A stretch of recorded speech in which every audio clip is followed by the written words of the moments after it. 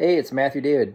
So, if you stay till the end, I have a really cool process that I'm going to show you that'll allow you to bust whatever belief is holding you in a place of captivity to some circumstance you don't like. It's going to be about an hour-long transmission tonight, and we're going to talk a lot about dealing with a lot of the anxieties, the stress, the fear, and keeping the faith and remaining steadfast on our journey to ascension and being prosperous. Hope you enjoy it. I just got done out here doing some sprints and some jogging in this wet weather. It feels great, actually. The air is fresh. It's been rain washed. Years ago, I used to sell vacuum cleaners door to door. It was one of my first experiences that taught me, how to structure things and how to systematize, mechanical movements, steps, etc. I followed their playbook, became #1 distributor in the Midwest for a while, had my own office.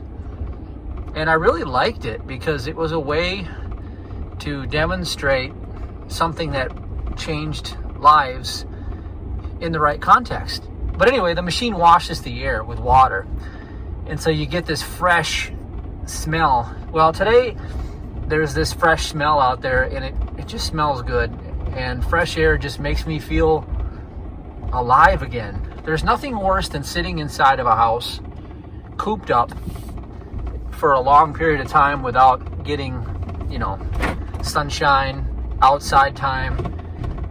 In fact, one of the keys that I taught my son, the wisdom keys, the first thing is he knows about the 3/10s, the tithe, setting aside his own 10% for his storehouse and 10% into his business. Every time he makes money, he knows those principles. Just little simple keys, but he also knows that he needs 4 things every day. He needs outside time, fresh air. He needs exercise. He needs lots of fresh water and fresh, good food and nutrients. And then I say the 4th thing, we have, with our company, we have minerals. That was the greatest discovery I ever made when I had Lyme disease and I was recovering, was that minerals are the top of the food chain. Minerals are the, minerals and enzymes, and then everything builds upon that. Without minerals, vitamins can't digest or absorb.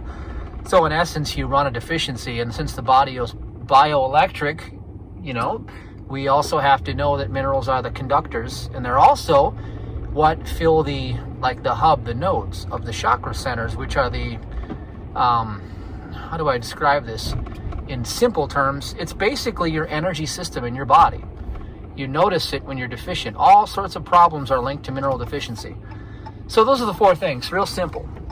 3 keys that, I taught him for prosperity. First 10th of all your money, honor God, tithe. Second 10th, put it away in your storehouse. Build a storehouse. It gives you the consciousness of having wealth, the discipline to put your sustenance aside for a rainy day. It's a very, very valuable thing. In fact, a lot of people might be learning that lesson right now because, they're out of work for a couple months, and that little $1,200 stimulus check or whatever it is, some people didn't even get one. And, my heart goes out to them. But look, God's laws are never, subject to the ebbs and flows of human thought. So when humans have a tragedy, God's laws are forever intact. And so all we have to do is get back into alignment with God's principles, and prosperity becomes, widely visible in our experience. So these 3/10s are just the discipline of putting that back to your, back to your reality again. And the last 10 is to put into your business. Put 10% into increase your income.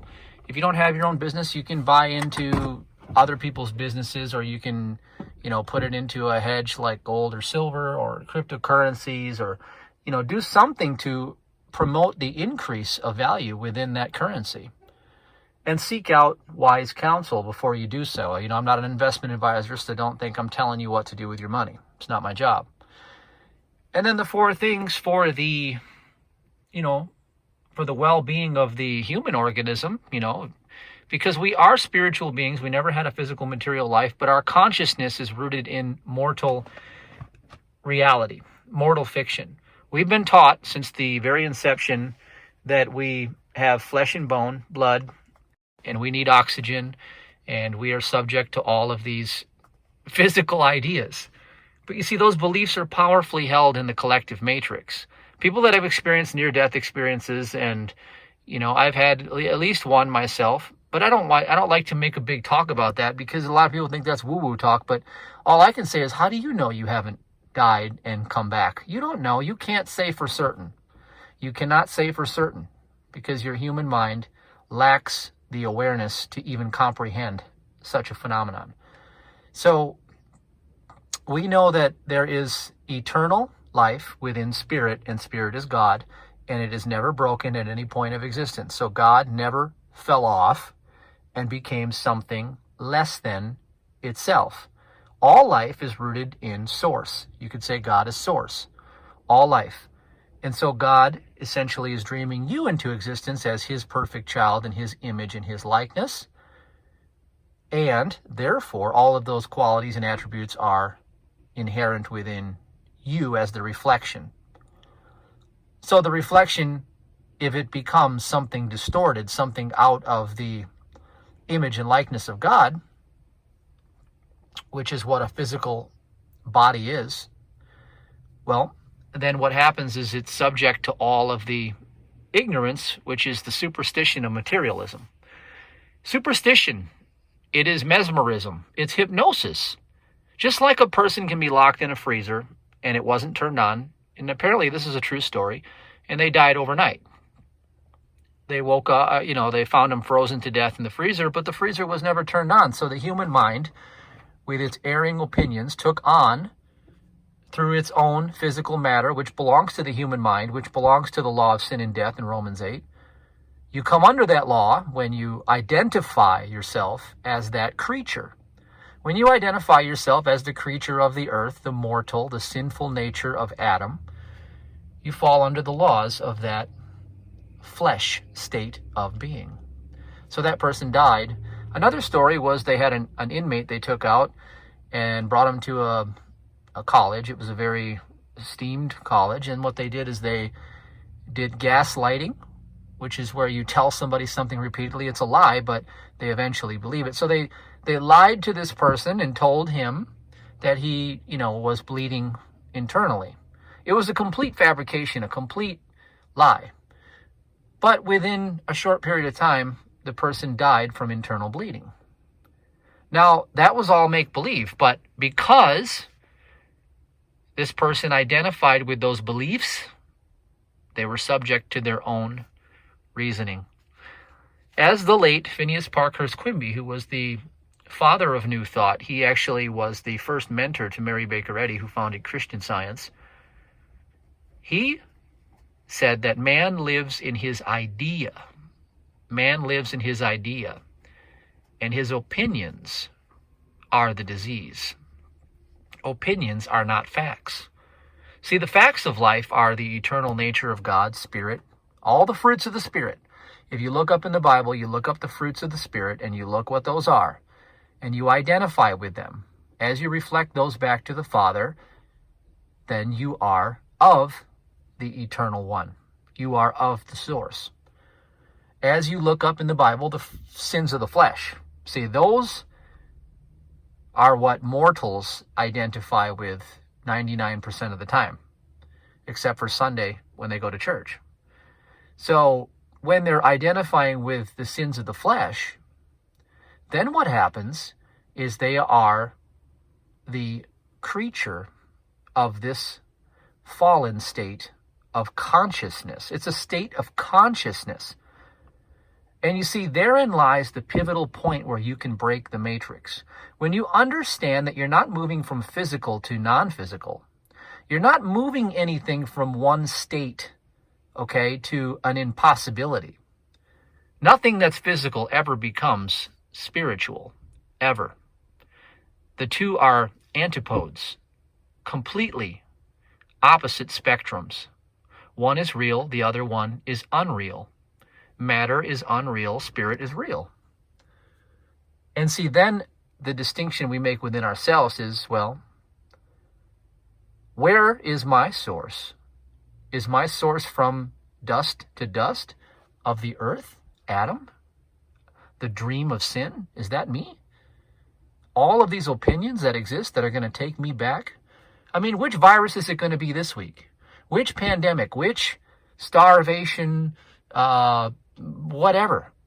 What is it going to be this week? Because if you live like that, then it creates a state of trauma. Trauma, what happens is it fractals, like it fragments the mind. It fragments the human mind and compartmentalizes personality constructs. And these are ids. And it's funny that they call them ids because like the ID that you carry around, your persona, it's an id. It's not the real you. It's who you show up as in a state. And usually it's reflecting concurrently from the trauma that it was born from. It was born from trauma. Now, if you're wondering why I've been sort of laxed and, taking a seat back for the past couple weeks and just focused on music and healing, well, pay close attention to the lyrics in my song. Get into your heart, lay down your harm, and break the belief within. Let's break that down because that happens to be where I've been in focusing through the trauma. So this is the way out of trauma. See, here's the deal. If you continue to persist in a state of ignorance, then I just want to submit to you that before you climb to the top of the building, make sure you're on the right building. Okay? Perfect example of that is one of my good friends. I always bring him up. But anyway, we had a conversation yesterday. He has everything. Millions and millions and millions of dollars. Everything you could ever imagine. And he's going through a very hard time. He's going through a very, very hard time. He said to me, you'd think that with everything I have, I would be super happy. He goes, but I'm not. Yeah, well, see, that's the thing, is that those are not part of the eternal. Those are temporal. So if you have $100 million in your bank account, be grateful, be appreciative. But you have more than that within. You have the kingdom, the Christ within, is the eternal supply where divine love fills all human need. That is more valuable than the external representation. Whatever sum figure you think you have, negative 37, cost of the barrel of oil, whatever, that's another story. Or $100 million, I don't care what it is. Do you know that in the twinkling of an eye, it could all be gone? Of course it could. Like Mike Murdoch once said, you know how close you are to being ugly? How close you are. If your nose was a half inch aligned differently, you know how close you are to being ugly? Do you see what I'm saying? We live in this idea, okay? And I'm talking about when we're drunk, not our real state. I'm talking about when we're drunk. We live in this idea that we have competing minds all around us, that people are out to get our lunch, that there are germs and viruses and microbes and things that are going to take our existence away from us. And there are people that are coming to take our good and add on more and more and more. And so what do you suppose is going to happen? As you build up these threat levels, you see, you start to create anxiety, first of all. And anxiety is a series of what-if thoughts. What if? Yeah, really, what's happening is you're ruminating in the background and, with what-if thoughts. That's what anxiety is. I know what anxiety is because I was actually agoraphobic for close to 2 months, okay? Right before Lyme disease, when I thought that wasn't enough. Added on another layer. Yeah, it was a mess. It was a mess. And I said, no, I'm not having what-if thoughts. No, trust me, how it starts is anxiety is a divided mind, okay? Which means you have already fallen into sin through the 5 steps. First, fear. Okay, you identified with this world. Okay, because the false evidence appearing real is fear. Anything material is false evidence because God never created anything material. God created all, and he called all of his creation good. Okay, so then we say, well, what the heck is this then? Why is it material? It's not material. Your mind, the mortal mind, is telling you it's matter. Quantum physics disproves it, 99.9999997% empty space. 3 human beings, take the empty space out of them, and you can put the actual matter on the head of a pin. The entire world itself. Take the empty space out, the matter would be the size of a softball. Okay, so, okay, fine. It's mostly empty space, and it's actually spiritual, eternal, harmonious, divine love. These are the facts of life.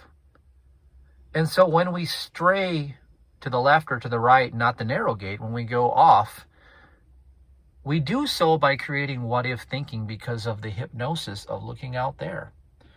Maybe we get a bill in the mail. This is how I created an anxiety disorder.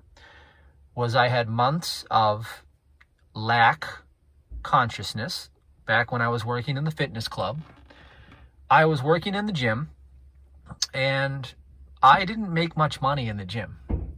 Obviously, it wasn't the most prestigious job in the world, but I loved fitness, okay?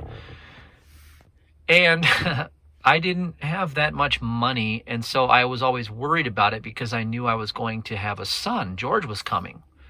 So I decided to take human thought. I didn't lean on God. I took human thought to go do something about it. I decided to act from fear. Okay, something out there said, hey, you can go sell insurance and make a lot of money. You should go do that. Now, it was not the fastest path to my joy. So here's the deal. I teach in the 3-2-1 prosperity formula. This is how I eventually got my life on track. Was number 1 is the fastest path to your joy. And if you don't know this, go to my website, MatthewDavidHurtado.com. Learn the 3-2-1. It'll help you. I know so. Okay, anyway, that's for another time. But anyway, the number 1 is to follow the fastest path to your joy in every moment, regardless of the fallout. Well, I didn't know that back then, so I chased the money, not the joy.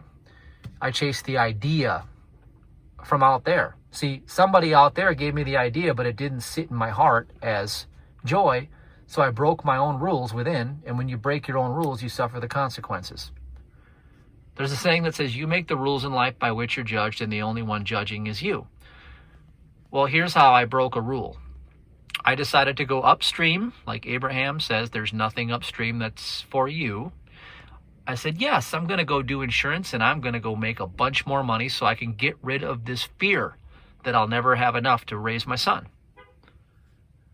So you can see what happened here. This was the beginning place of all of the what-if thinking that I allegedly said was not happening when I found out, months later I was agoraphobic and couldn't leave my house. But it started from this place. It started from the original sin. See, the original sin starts with fear always. So what was the fear? The fear was that I would not be enough. I would not be enough. This is the underlying fear that creates virtually every human dysfunction in basically all relationships on the planet. And it also is the secondary fear to the belief in 2 powers. So at the top of the chain where man fell from grace is the belief that there are 2 powers, good and evil. Now, the minute you make that admission that evil is real and that you're subject to it, the next admission that comes in is that you're not enough.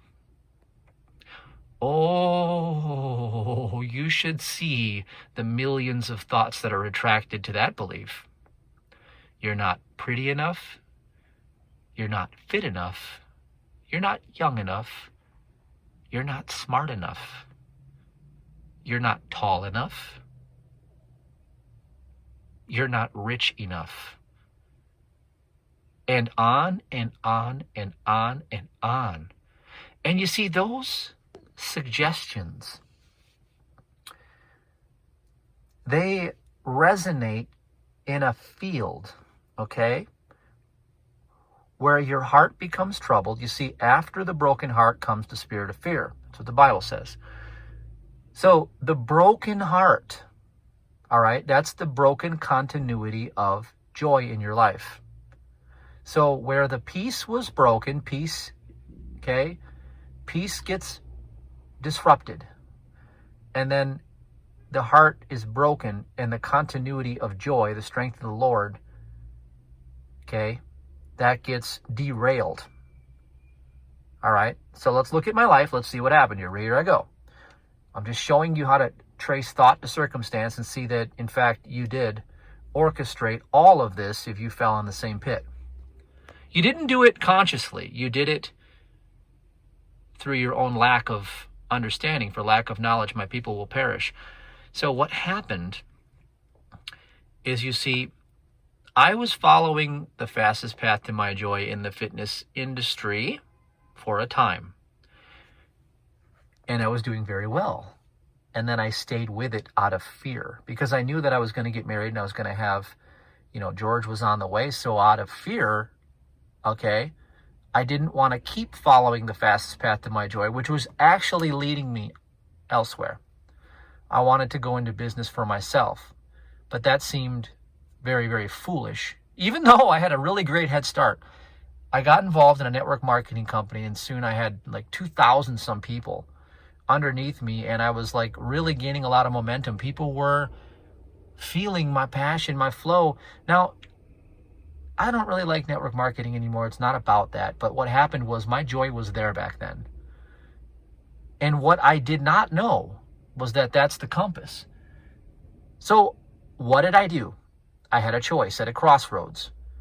Follow the joy, not knowing where it leads, okay?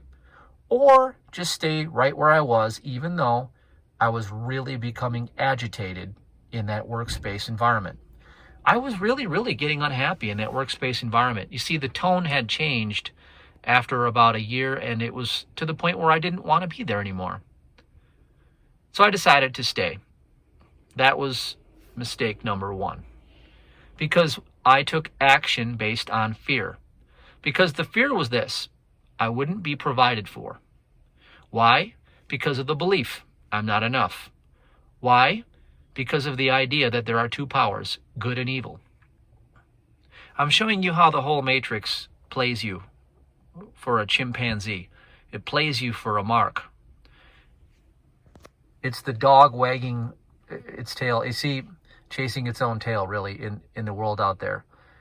Because you follow reasoning, and reasoning is of the devil. So my reasoning was, I'll stay here, even though I don't like it, and we'll see what happens from there, right? Well, then what happened from there was, you see, that whole I'm not enough thing created all sorts of what-if thoughts. And before you know it, I was having anxiety. I started having episodes, Anxiety builds up slowly. And then, the amygdala, the thermostat in the brain starts to turn up, okay? It's like I learned this from Charles Linden in his Linden method, how to reverse engineer the anxiety process. And so what happens is the what-if thoughts and the identifying with the fear turns up the thermostat, and the symptoms get louder and more aggressive, okay? Because you're out of balance. And so by the time I decided to go off the deep end and follow something I had no passion in, just because of the money, go sell insurance. Oh, God, can you imagine? So anyway, I go do the training. I'm at Northwestern Mutual. I go through the training. I met a wonderful friend there, actually. It's synchronicity. I had a lot of God-inspired moments. But beside from that, I knew that I wasn't going to like the job. Then I had my first panic attack right after that because I realized I don't like this at all. It's going to be even worse than I was. And then that panic attack led into agoraphobia and down the rabbit hole and down the rabbit hole. Now, I don't know why we went down this direction today and why I'm telling you all this, but I suspect that there are many people in the world right now with the level of uncertainty out there that can fall victim to the same cycle of descent, the descent downward into the abyss of being consumed, okay? Being consumed by terror and fear. So then I'm going to tell you now how I found my way out of that. And then I'm going to tie in some principles to show you how to spiritualize your protection, your protective bubble against all of the external conditions out there, so that God's good, like water flowing over Niagara, can represent the continuity of good in your life from moment to moment, from circumstance to circumstance. Doesn't matter if you're in the desert or if you're in a high rise in Manhattan, doesn't matter. We're going to get into that in just a moment. So I was just at the post office. That's where I was sitting for a while. Just going to check the mail. So that's where we're at here. So let's go and look at some of the key ideas that brought an end to the anxiety, the agoraphobia, etc.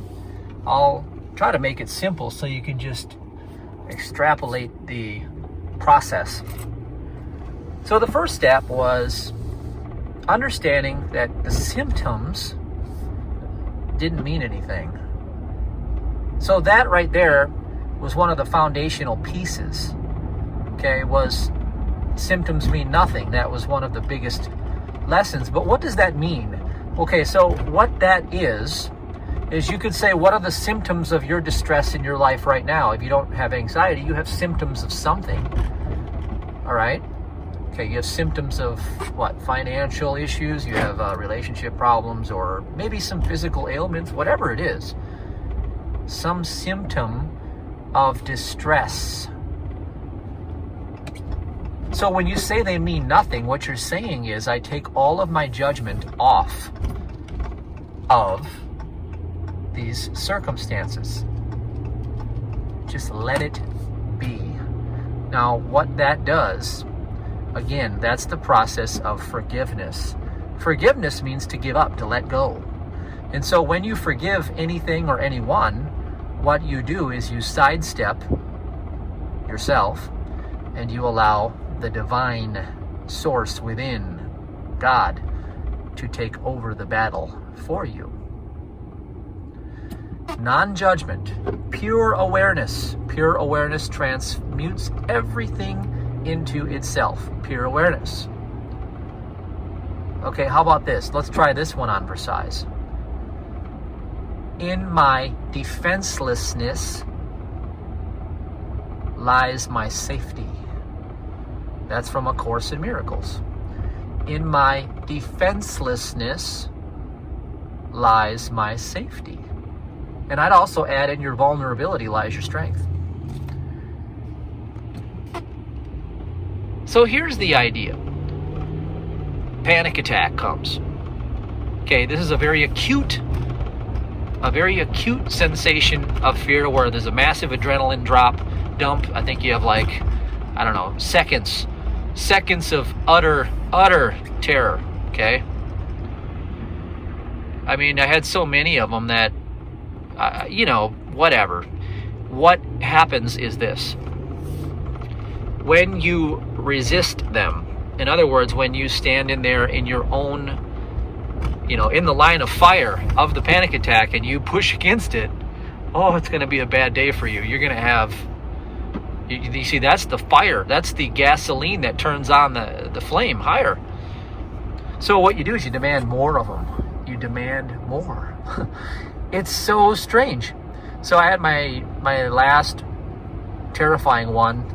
I was giving a tour at the health club. I went back to that job, and it was really challenging. I had to work my way back into working on a very part-time scale because I was having panic attacks at work and I'd run out of the building. So I was giving a tour, somebody in the gym, and we're downstairs, and I remember just bolting. I was like, I'll be right back. Boom, gone. I can run fast, but I think that was probably my fastest time ever. I ran up them stairs, back in the back office, into the little quiet space that, the manager said I could go to if I had a panic attack. He said, here's a spot in my office you can run and do your freak out thing here if you need to. So I was there, and then I remembered, Charles Linden said, hey, do this, demand more of it, relax your body, let go of all the tension. There's this breath work thing where you hold your breath for a few seconds, then you let it out real slow. You extend the exhale. So you're allowing yourself to control the breath, but you're letting go of the body completely, like surrendering in a pool of water. Claire Weeks wrote a book about panic and anxiety that I coupled in with that. And so anyway, when the crest came and I was terrified and I was panicking, I demanded more of it. I said, more, and boom. In that moment, it's like a jujitsu move. In that moment, it started to fizzle away and it became tranquility.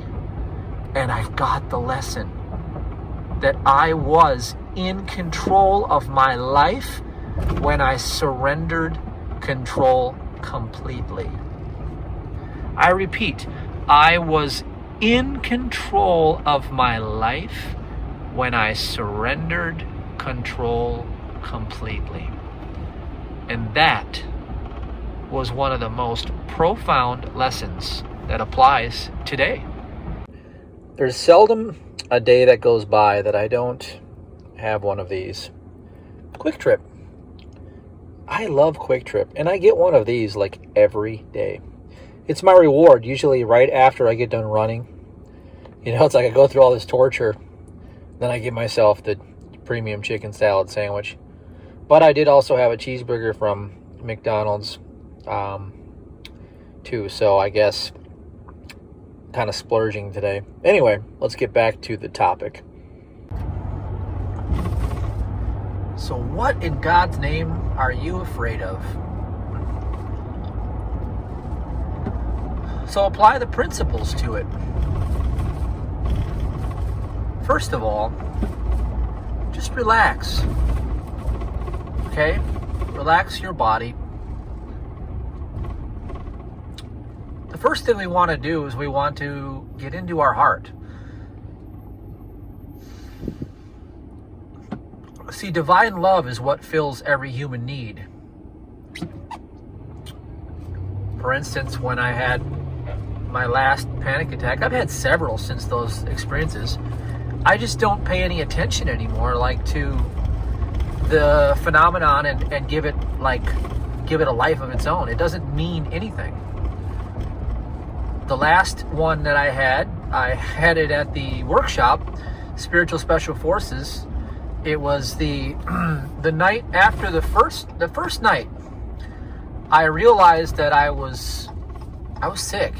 I may have had coronavirus. I don't know what it was, but I had never felt that nauseous without throwing up ever. But I felt like how you'd feel if you were going to hurl, but yet there was no action. There was nothing that came from it. It felt awful, just terrible.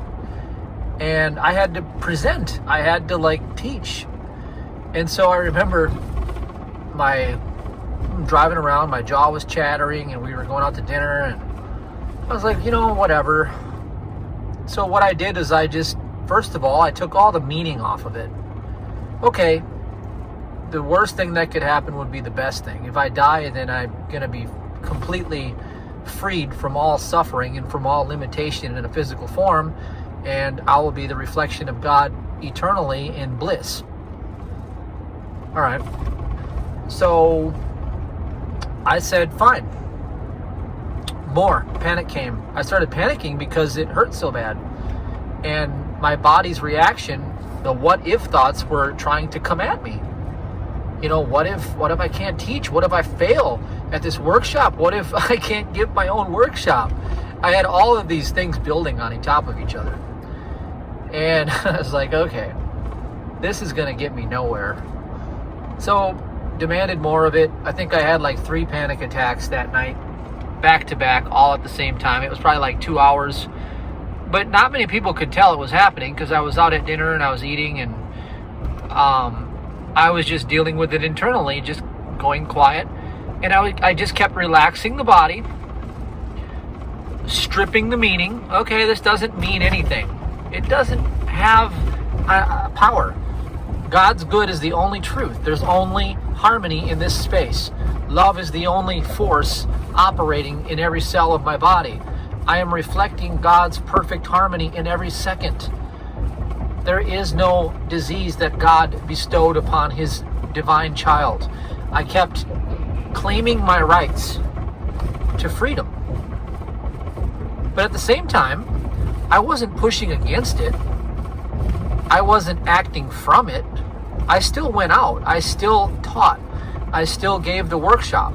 I did not feel good at all. But the thing is, I could have gone in a whole other direction. I could have succumbed to it. I could have surrendered to it. And if I would have given in to the fear that was trying to come at me, then the worst could have happened. I could have ended up having to call off the workshop and disappointed everybody because they came and got nothing, right? That sucks. That is something that I personally made a judgment. I'd rather die teaching than have to deal with that. So it was kind of like the pain-pleasure principle. I thought there's more pain in, having to answer to all these people why I'm not teaching today. Okay. Anyway, whatever. Long story short, it was gone. And it came back. So it must have been the corona thing, because it came back, same thing, came back a couple weeks later, hit me all over again. Took me a couple weeks. I just kept doing life still. Kept working out, kept doing everything that I normally do. So, with that said, it's all about the defenseless position. I didn't take up the fight. I turned it over to God. I turned the battle over to God, and I continued to follow the fastest path to my joy in every moment, regardless of the fallout. That's the 3-2-1. So the agoraphobia thing was a process, and if you're that far down like I was, it's reasonable to give yourself a little time. It took me 6 years to completely get over Lyme disease too, by the way. Some people say, wow, you did it, that's crazy. But, you have to understand, doing these processes, they work, absolutely, because you're ascending into a higher degree of consciousness and you're rising above the thought stream of where the problem can bind you. But temptation is tough. Symptoms are tough. They're going to come back, and they're going to try one more time to see if you're serious. So with Lyme, it took 6 years. With agoraphobia, it took probably 6 to 8 months to completely stabilize and normalize myself back to feeling safe around people again, around going out by myself, etc. It's embarrassing. It's very embarrassing. But I'm over that now. I learned the lesson. The lesson is quite simple. In your surrender to love, in your defenselessness, in your vulnerability, all of these wonderful, powerful attributes come to life within you. Because you are removing the problem. You are the problem. removing you from the equation. Because without the human mind, which is what you're identifying with, again, this trauma-based personality thing, without identifying as that, the only thing left is all that is. Perfect harmony, divine love, and order that exists in the one mind, the one power, and the one presence of God. You see? So, marinate on that for just a moment. What's happening in your life right now? You don't know, do you? Starting to maybe have some what-if thoughts? Well, here's what I propose. Is that it doesn't matter what cards life deals you, it's how you play the hand.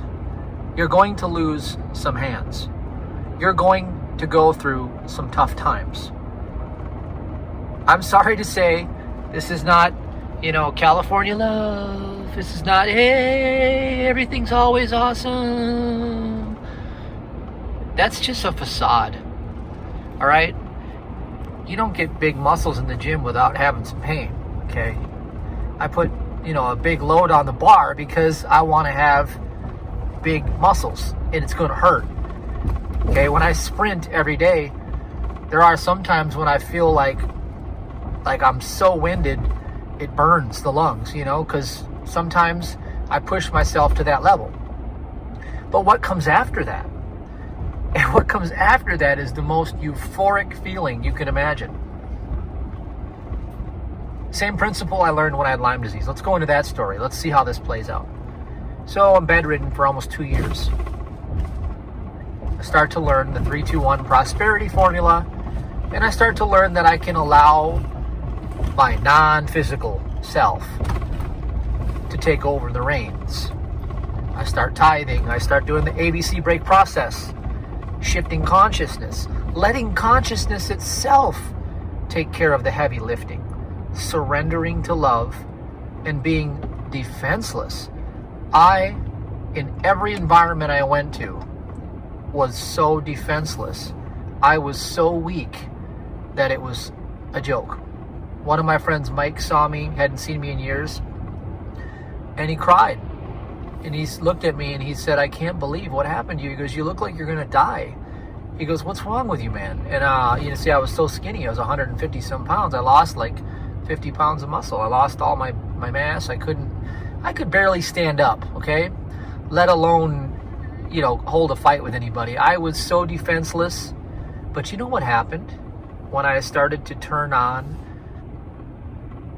the wisdom, you could say, turn on the wisdom. The stuff that I teach, okay? These are the nuggets that I discovered. I started to sow my seed of faith and put faith to work. I started to speak into existence what I wanted only. I spoke only of what I wanted. I let my word be my bond. My word became the flesh. It wasn't my might in my human self. I didn't have none. See, my curse was my blessing. Consequently, before that, my blessing was my curse. I was so strong in my physical that I was like Samson. I was weak by a Delilah. A simple little Delilah took me out. Anyway. So my non-physical got the job done. I ended up manifesting millions through my businesses. Built some of the coolest product funnels. I remember one web guy was looking at my stats and he was like, this is crazy.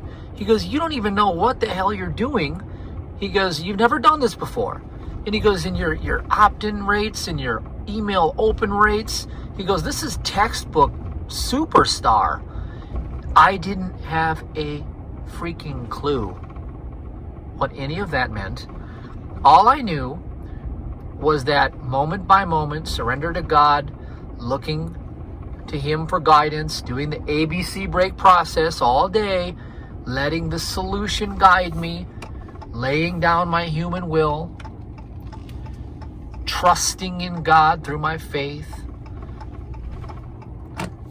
following the fastest path to my joy in every moment, and dropping all the judgments of right and wrong, good and bad, left and right, blah, blah, blah, freed up so much of that space, that storage space in my brain, in my mind, that it allowed me to have what they call piercing the veil. I had enough quiet and alone time that I took selfishly. That's one thing I did wise. See, to create a state of flow, you have to create the space for it. You have to have space for it to occupy. So you have to take quiet and alone time. Stillness will speak to you. The voice within that knows all, coming from the heart. I was coming from love when I built my greatest businesses. I was trying to get out to the world the value that I knew would help, because it was starting to help me. That's where I began. I'd discover something that actually helped me, and I'd say, I've got to tell everybody who's like me. I've got to get this to them. They deserve this. I was completely what Mary Baker Eddy described as unselfed love receives at once divine authority. Unselfed love receives at once divine authority. Did you get that? You want to have power in your marketing message? You want to have authority in your space? Then be real with unselfed love. Don't try to impress people with what you know. Convey to them, Convey to them something that you know is going to just give them the upper advantage in some capacity. And speak to them from love. Give it to them. Just give it to them. The universe is going to reward you. If you're selling a product or service, you got to put a price tag on it. You have to buy inventory. You got to pay your bills. But don't be afraid to start giving. All right? And like Stuart Wilde says, bill them when they show up. If they want to say, hey, I want your time, your stuff is great, let's talk, say, well, okay, that's great. But I got to charge for my time because you're taking me away from everything else I do now, so here's my fee. And they'll gladly pay it. This is not rocket science. That's all I was doing. And these businesses were growing astronomically. Astronomically. I remember looking at the growth charts with one of our, members that was part of the business, and she's a doctor, and she was looking at it, and she was like, wow, that's incredible. Because I remember saying, okay, our first quarter, we did, whatever percentage. I don't know. We didn't do too well for the first few months. It started slow. The first maybe 6 months started slow. But everything was going along. It was coming along. It was building its own roots. And then I said, look at what happened between year 1 and year 2. I said, we had like a 600% growth rate like every quarter. And it was just mind-blowing. The first year we did some small number, and then it went to like a few 100,000, then it went to a few million, just like boom, boom, boom, boom. And the irony is I got the web guys looking at it, and they're like, yeah, this is crazy. Like, your funnel is killing it. And they were like, your email campaigns are getting crazy good open rates. I don't know any of that stuff. I didn't know any of that. All I knew was this. I put myself in the perspective of the receivership of the message, and I said, all right, how do I get this into the hands of those who need it? How, do I get them excited enough to try it so that they'll get the benefit and that they'll believe it? And that's it. And I just threw up tons and tons of real proof, real data. We had so many testimonials. It was crazy. I had like, 57 testimonials that I just flashed up there. And then I had a great presentation, and I did a free trial offer, like no risk. Try it out. Look at all this ample evidence. This stuff is rocking it. And it just exploded. just like you would do if you had a really good hot dog stand on the corner. All right? This is like the simplest of things. People complicate all of this internet stuff. They think the technology is the answer. The technology is just the medium, and the medium is the message, but it's also how you use it. You can have a great looking website. It doesn't mean you're going to make any money. Who cares about your great website? How does it benefit anybody else? All I'm saying to you is if you have a money problem, you have a problem with understanding what money is. Okay, money, according to the world, is a reward for, providing value or service. Okay, but money, in the terms of your spiritual sense, is a human need, and divine love fills all those human needs.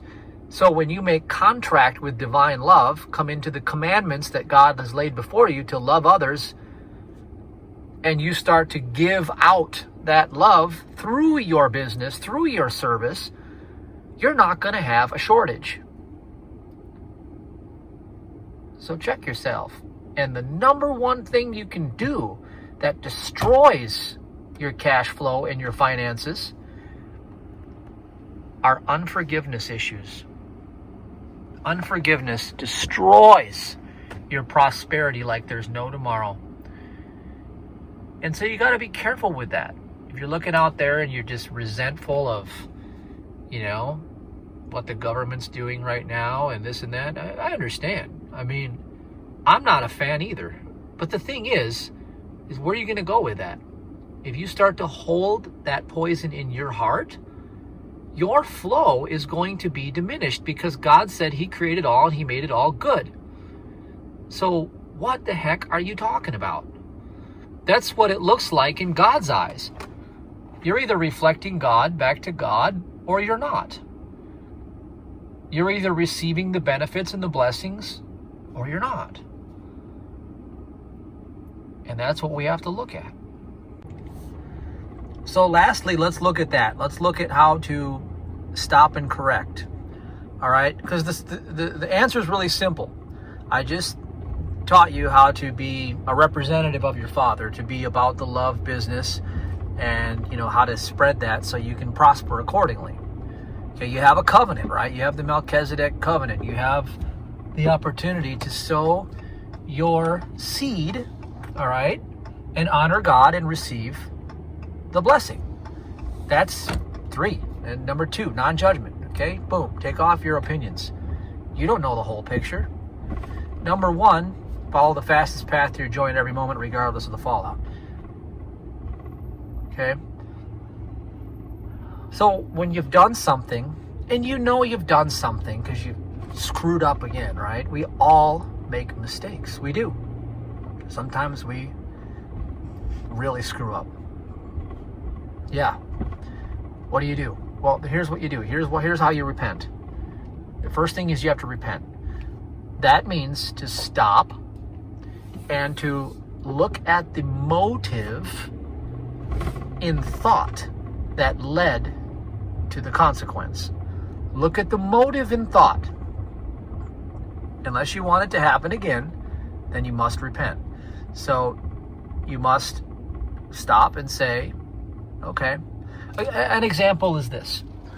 Let's say you come home and you get into an argument with your spouse. Well, then you have to know that didn't just happen. You could say, oh yeah, that's right. I got to work this morning and I was so upset because of this person driving was all up in my business, and they really got me on an anger spree, and I flipped them off and I did all this. You could say, there you go. So you took anger in, and what that did is it set forth a cascade. It's like a frequency alignment that brought you into the realm, and you didn't repent. You didn't turn from that. Okay, so your motive was off. You took anger. So you repent from that. You reflect on it and you say, safe touch is how I do it. I look at my own eyes and I say, I intend to release any and all unforgiveness, guilt, and shame now. I grab my hands, hands-on healing, chakra nodes in the hands, grab your hands. I forgive myself for taking anger. I forgive myself for my opinion of what that person was going through today. Who knows? They probably had a horrible day, and here I am yelling at them and flipping them off in traffic, right? That's exactly what they needed, right? Just creates more pain. I forgive myself. I forgive them. I forgive, my stressful deadlines and all these things, right? Just forgive. Then put your hands on your heart and confess. This is the power. This is when you are turning it over to God. This is how you let it go. I confess. I took anger. And that is not a quality of God. I sinned in that moment. My sin brought about the consequence and many other consequences. I confess in my heart I took anger. It did no good. And I put my hands on my shoulders, opposite shoulders, stroke down your arms, like you're hugging yourself, and stroke down. I love, accept, and forgive myself. I'm letting it go. And bam, you let it go. But you understand. Stop and correct. You understand. And then what happens is now you're free from the law of cause and consequence that's going to keep repeating itself through the karmic cycle. Karma is action, cellular memory, and reaction. So we had this action, we took anger, we had a cellular memory, and then all of a sudden, bam, the reaction happened, and you got home, you got triggered all over again, you had an argument. And see, now instead of just destroying your day at work because you had a road rage, you also destroyed your home life because you got into an argument with your spouse. All because of one little sin when you took anger. But see, when you repent of that, you stop and correct, you can break the thing at its most vulnerable point, and you can decimate sin. And then what you supplant in its place is the reflection of goodness. Goodness. That's a quality of God. So next time that it happens, because you've forgiven yourself, see, wherever there's shame, you'll repeat the consequence. I repeat, wherever you have shame, you will repeat the consequence. You'll repeat it again. Action will repeat it. So now somebody cuts you off in traffic, right? You can reflect goodness and say, there's only good here.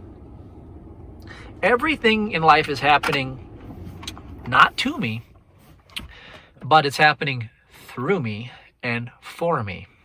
Everything's happening for me. There's only good here. And so then you wave at the person and you surround them with love. And then what happens is your work day goes much better. All of a sudden now you've closed 50% more than usual. Oh, your vibration's so high. Wonderful. Then you get home and shockingly enough, your spouse is happy to see you. You guys make love. You have a great night. You see, this is how it all plays out. Everything in life comes from the heart. All the issues in life come from the heart. Hope you got something from today's transmission. I'm going to go into this health store and get some kombucha. And that's it for now. Love you. God bless. Okay, so I do want to add this. So I have some more to add to this, because this just came to me. It's a mind map, and it demonstrates how to apply a spiritual principle to your life to change your life. So we know Quimby discovered that man lives in his opinion or his belief about himself and his creator. And Mary Baker Eddy learned from him and also the Bible and discovered the science of the Christian miracles that were in the Bible. And it was about correcting what is in thought in order to reflect what God knows to be true about God.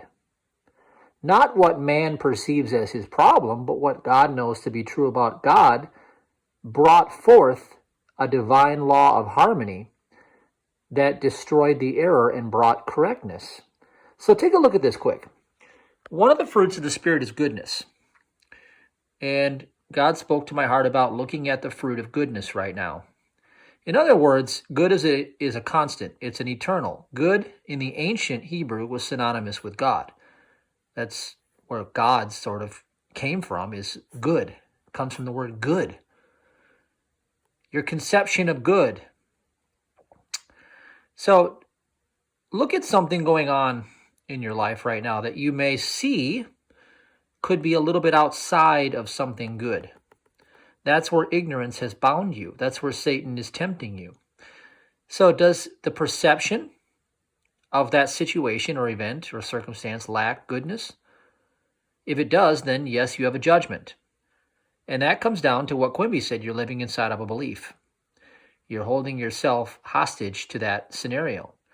Primarily, we have the first belief of good and evil, the first sin of Adam. Okay? Good and evil, the belief in two powers. Then that subsequently leads to the belief that I'm not enough. And it causes the action or the activity of blaming, which is reinforcing the judgment to create a karmic cycle to keep you bound. And again, we want to also ask ourselves, does the perception of this situation or whatever's going on reflect a lack of God's love? Well, if it does, well, then we're in sin. Because remember, the opposite of love is fear, right? That's what they say. Well, false evidence appearing real. Okay? I've always said the opposite of love is guilt and shame, because that puts you into torment. But anyway, we know that the word want equals lack, and basically you suffer for want. Because if you're part of God's mind as a reflection in the image and likeness of God, then you have already been given all through the kingdom, through the Christ. So your idea that you lack anything is the belief that you live in, creates the perception of lack, which creates an attitude of want, which is poverty of the spirit. And it's held together through beliefs. So we want to stop and correct. So the fruit of goodness, is it lacking? No. So what do? Well, peace. Be still. Hold the peace in your heart. I always say the mantra is, only the good is true. You have to use your mouth to confess what is true to God. Only the good is true. So, no, goodness is ever present. It can't be broken. It's part of God's reflection of himself and life. You're reflecting God, so goodness is always forever present. Peace, be still, forgive, and rejoice, because the salvation is at hand. Again, the other thing, is love broken? Is God not intact any longer? Is his love not reflecting in himself? All is contained within his mind, including you. So no, it's not broken, it's not lacking, so peace. Be still, forgive, and rejoice. I was recently mentoring a man who's very well-to-do and has everything the world could say that you could want. And one thing that came to mind is the belief, I've lost everything and have no hope. Now, that's not true, actually. It wasn't true according to even human opinion, but the belief can still be there. He can still be putting his attention on the belief. So I've lost everything and have no hope. That's a belief. So here's how we can destroy this belief. Remember, the formula that I put in my song is get into your heart. Okay, that means your emotional state. Peace is the doorway. That's why it's in the ABC break process. Okay, it raises your vibration high, puts you in the state of peace, and then you can move up the scale from there to joy and love. And then you break the belief within. You lay down your harm, which is your judgments, and you break the belief within. So we lay down our judgments, and we break the belief. So here's how you break a belief. Okay, I've lost everything and have no hope. Well, first of all, let's talk about how you find this belief. I'll show you how you find your belief. Without analyzing, without thinking too hard, look at the situation in life, anything that's troubling you, and say, I believe, and then insert the scenario. Good. Now, without thinking, say, I also believe, boom, insert the next one. Don't think, just let it come out. And do it one more time. I also believe, and boom, say it. Don't analyze, just say it and write it down. This is how we came to this third one. See, here's how your mind works. The first thing is your obsession. So when we dig in the mind, we get the obsession first. Whatever you put down first is your obsession. Whatever you put down second is filler, and whatever you put down third is the heart of the matter. So we go to the heart of the matter, and this was the heart of the matter. So we take what's troubling our heart in the heart of the matter and we destroy it. And that is simple. We just apply the proper equation, like 2 plus 2 equals 4. This is sitting in our now like 2 plus 2 equals anything but 4. It's ignorance. So, question number 1, is this what God sees in himself? No. Remember, you're created in the image and likeness of God. Number 2, is it possible for God to lose everything and have no hope? What do you think? No. Number 3, so are you ready to stop lying in a false belief, being a witness to sin about God's image and likeness? Are you ready to change? Yes. Good. Then you can move forward. Number 4, instead, what does God know to be true about himself in the very moment you allegedly witnessed a wrongdoing? So in the moment you made a judgment, whatever happened, you made a snap-fire decision, some judgment fired off and put you into sin.